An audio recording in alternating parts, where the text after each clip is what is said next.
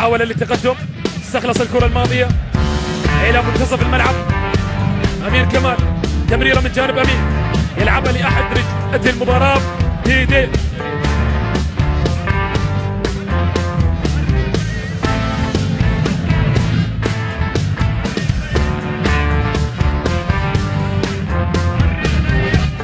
كرة ملعوبة، تغيير اتجاه اللعب من جانب عمر بخيل، يلعب الكرة لرمضان عجب. رمضان ديدي من أكثر الأسماء التي نطقناها طوال المباراة. أيمن سعيد، تغيير اتجاه اللعب من جانب أيمن، يلعبها لمصعب عمر.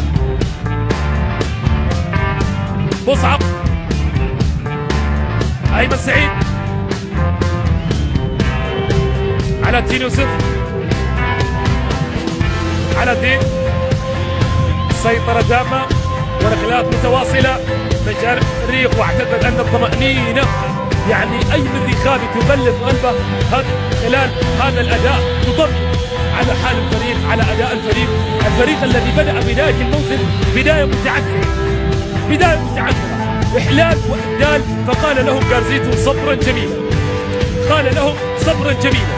يعني البعض رآها بداية شبيهة بالعام الماضي عندما واجه البايرن وارتفعت الطموحات بصورة كبيرة جدا وسقط من البطولة من الدوري الأول.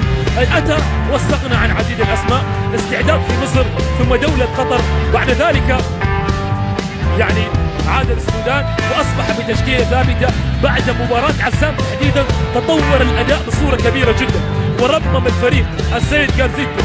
ومنذ مباراة كاب سبورت وبعدها مباراة الترجي أعتقد أن من الطمأنينة وصلت لكثير من الجماهير وارتاحت لأداء الفريق. هذه المباراة ثبتت هذا الأمر، رغم أنه نشير مولودية العلمة ليس يعني إذا ما قارناه في بداية فرق المجموعة ليس بالفريق العاتي مقارنة بفرق المجموعة.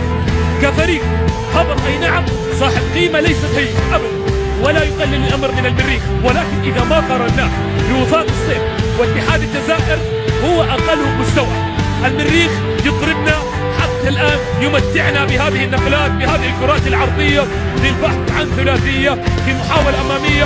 رمضان عجب وتمريرة ملعوبة. أيمن سعيد تحاول التقدم، وين الكرة يا أيمن؟ أيمن يا سلام، تمريرة داخل منطقة الجزاء، البحث عن المرور.